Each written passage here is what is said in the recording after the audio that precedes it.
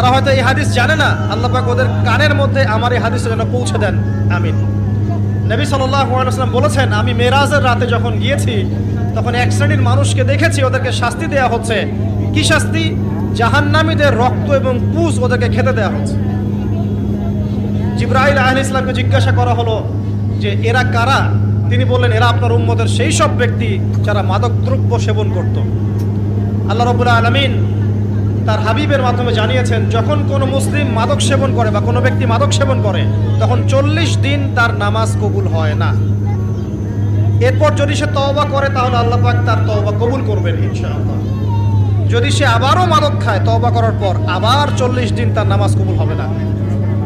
যদি সে আবার তওবা করে আল্লাহ পাক আবার তাকে মাফ করে দিবেন।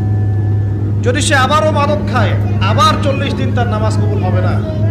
তারপর যদি আবার তওবা করে, আবার আল্লাহ তাকে মাফ করে দিবেন। এর